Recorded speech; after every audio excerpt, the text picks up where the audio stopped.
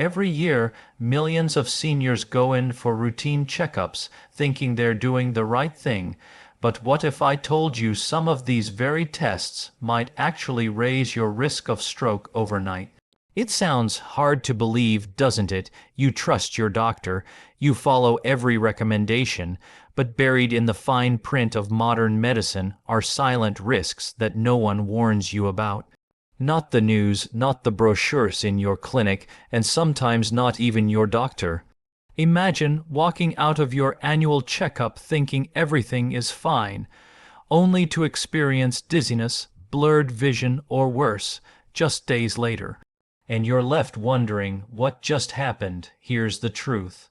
Certain diagnostic tests, especially when done too often or under certain health conditions, may quietly trigger sudden spikes in blood pressure, disrupt blood flow, and even set off a chain reaction that can end in a stroke. But don't worry, this video isn't here to scare you.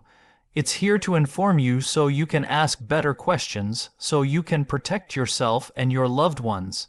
Because after the age of 60, it's not just about catching problems early, it's about avoiding the ones we might accidentally cause. In the next few minutes, we'll uncover the 5 most common medical tests that may carry hidden stroke risks, especially for seniors. And more importantly, you'll learn exactly how to protect yourself before your next appointment. If you're over 60, drop a 1 in the comments. If not, drop a 0 and make sure to subscribe to Health 365, where we uncover what others won't tell you. Now, let's talk about the first test you should think twice about. Now, if you've ever had a CT scan with contrast, you might remember that warm, flushed feeling spreading through your body. That's the contrast dye doing its job, helping your doctor see your blood vessels, organs, and tissues more clearly. Sounds helpful, right? But here's what many seniors are never told. That little injection can do much more than just enhance the images. It can quietly put stress on your cardiovascular system, especially if you're over 60 and already dealing with high blood pressure, heart problems, or kidney issues. For some people, the contrast dye triggers a vascular reaction, a sudden drop in both heart rate and blood pressure. This can lead to dizziness, nausea, fainting, or even brief unconsciousness, but in other cases, the opposite happens. Blood pressure spikes rapidly, and fragile blood vessels can tighten or go into spasm. When that happens, the risk of a stroke or cardiac event quietly creeps in. A study in the Journal of Vascular and Interventional Radiology found that older adults who underwent contrast-enhanced CT scans had a significantly higher rate of vascular complications within 72 hours, especially those with a history of hypertension, cardiovascular disease, or impaired kidney function. In short, the more vulnerable your system, the more dangerous that contrast dye could become. Let me share a real case. An 81-year-old man went in for a routine abdominal CT scan after having some minor digestive discomfort. The scan came back normal, and he was sent home feeling fine, but 2 days later he suffered a minor stroke. The likely cause, the contrast injection, may have temporarily spiked his blood pressure, causing a clot to form and block blood flow to part of his brain. This doesn't mean CT scans with contrast are bad. Far from it. They can detect cancers, blood clots, aneurysms, things that could save your life. But the key point is this: these scans should be used wisely, not just ordered as part of a routine checkup just in case. So, what can you do to protect yourself? Before agreeing to a CT scan with contrast, ask your doctor, is this scan essential, or is there a safer option for someone my age and condition?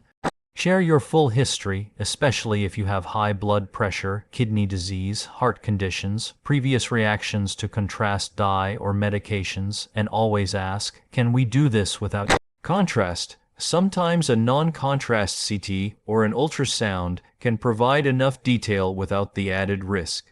Coming up next, a common screening many seniors get even when they feel perfectly fine: that may not be as harmless as it seems. Now, let's talk about the stress test, also called the exercise stress test. On paper, it sounds like a smart move. Put on a heart monitor, walk on a treadmill, and see how your heart performs under pressure. But if you're over 60, especially with high blood pressure or heart conditions, this simple test could turn risky. Here's why. During the test, you're asked to walk or even jog on a treadmill while your heart is closely monitored. But as the speed increases, your heart rate shoots up, your blood pressure rises, and your cardiovascular system is suddenly under intense strain. For a healthy 30-year-old, this might not be a problem. But for seniors, especially those with pre-existing conditions, it can be like lighting a fire near dry brush, potentially triggering serious complications. Some of the risks: dangerous spikes in blood pressure, sudden arrhythmias, irregular heartbeats, and in rare but real cases, small tears in fragile blood vessels, especially in the brain. A 2020 study in the American Journal of Cardiology looked at over 1,300 patients above age 65 who underwent treadmill stress tests. The results: nearly 7% experienced harmful events during the test, including blood pressure surges and abnormal heart rhythms. And the most affected group, those who already had vascular issues, and this isn't just theory, it's real life. One of our subscribers, Margaret from Ohio, shared her story. She's 74 and has had high blood pressure for years. Her doctor recommended a stress test just to check in. Halfway through the treadmill portion, she began to feel dizzy and had tightness in her chest. They stopped the test immediately, but by the next day, she suffered a minor stroke. Doctors believe a sudden rise in her blood pressure during the test ruptured a tiny vessel in her brain. To be clear, the test didn't directly cause the stroke, but it introduced stress to an already vulnerable system, and that's what tipped the scale. So, what's the real takeaway? Talk to your doctor. Ask, is there a safer way to evaluate my heart? In many cases, a nuclear stress test, which uses medication to simulate exercise, or a resting echocardiogram, may be safer options for seniors. And if you're not currently experiencing symptoms like chest pain, shortness of breath, or fatigue, ask whether the test is truly necessary right now or if it can wait. Coming up next, we'll explore another routine test that seems harmless, but could come with hidden risks if you're not cautious. Let's now talk about something that's become incredibly routine, especially after 60, the endoscopy. Whether it's to check your esophagus, your stomach, or even your colon, doctors often recommend it just to be safe. And sometimes that makes sense, but here's what no one tells you. If you don't really need it, and especially if it involves sedation, it might do more harm than good. For starters, most people over 60 are on some kind of medication. Blood thinners like warfarin, aspirin, or Plavix are extremely common. And when you're sedated for an endoscopy, your blood pressure and circulation naturally change. Combine that with medications that affect your blood's ability to clot, and suddenly you're looking at a higher risk for internal bleeding or worse, brain circulation problems that can trigger a silent stroke. In 2021, a large-scale review published in the journal Gastrointestinal Endoscopy found that among patients over 65 who underwent sedated endoscopy procedures, there was a significant increase in transient ischemic attacks, TAS, also known as many strokes, within the following 72 hours. These weren't major strokes, but they were warning signs that something had gone wrong in the brain's blood flow. One case that stuck with me was from a 76-year-old woman who had a routine colonoscopy with sedation. She had no symptoms going in, but 2 days later, she started slurring her speech and lost coordination. The ER confirmed she had experienced a mild stroke. The doctors believed the drop in blood pressure during sedation, along with her daily aspirin use, may have created just the right conditions for a clot to travel. Even if the procedure itself is low risk, the combination of sedation, age, and medications can create a perfect storm. Now, this doesn't mean you should avoid all endoscopies, but it does mean don't agree to one unless your doctor can clearly explain why you need it right now. If you're just getting it because it's been a few years, ask if there's a safer way to monitor your condition, especially if you have no symptoms. Always remind your doctor about any medications you're on. Ask them, will I need to stop my blood thinner before this? What are the risks of sedation for someone like me?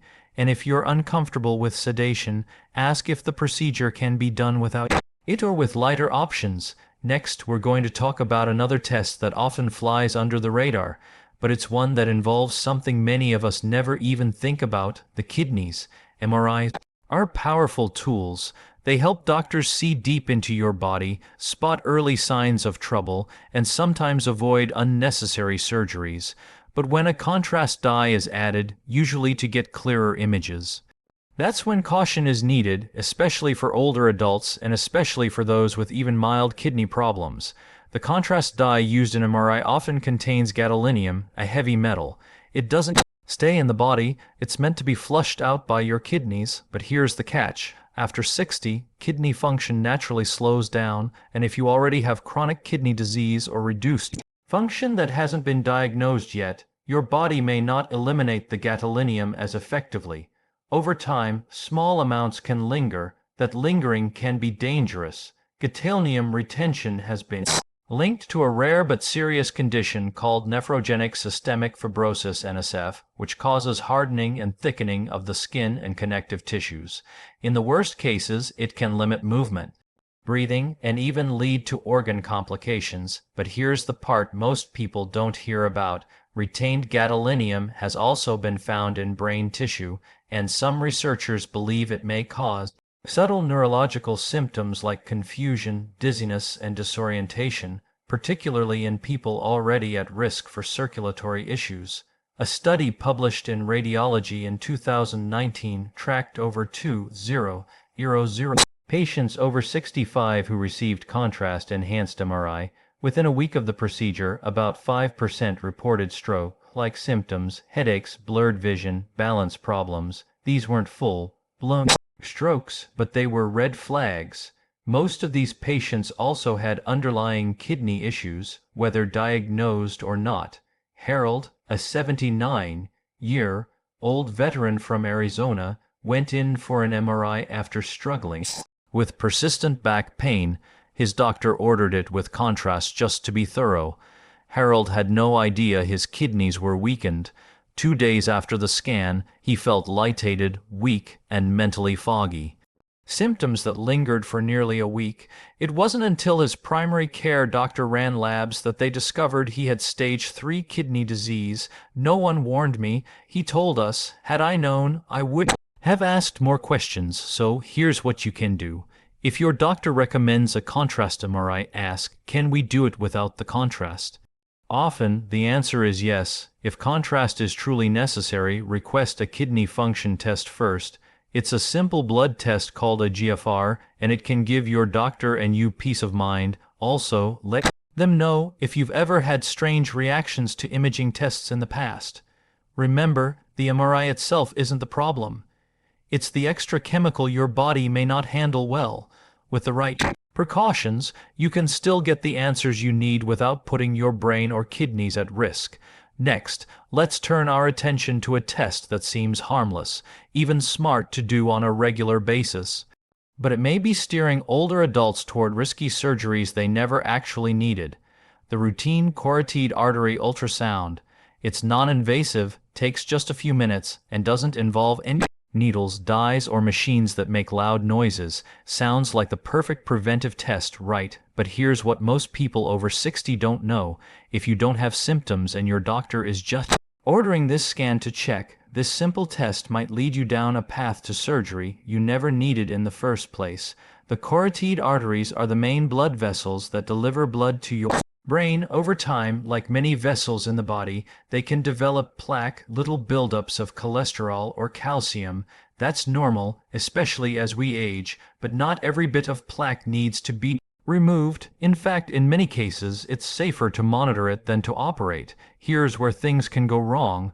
Let's say you get the test and it shows some narrowing in the artery, maybe 50% or even 60%. That sounds scary, right? So your doctor refers you to a vascular surgeon, and suddenly you're being told you should consider a procedure like a carotid endarterectomy or a stent. But if you had no symptoms, no dizziness, no vision changes, no weakness, these procedures might offer little benefit and they carry real risks. In fact, a major study published in the New England Journal of Medicine followed over 3,000 seniors who had moderate carotid narrowing but no symptoms.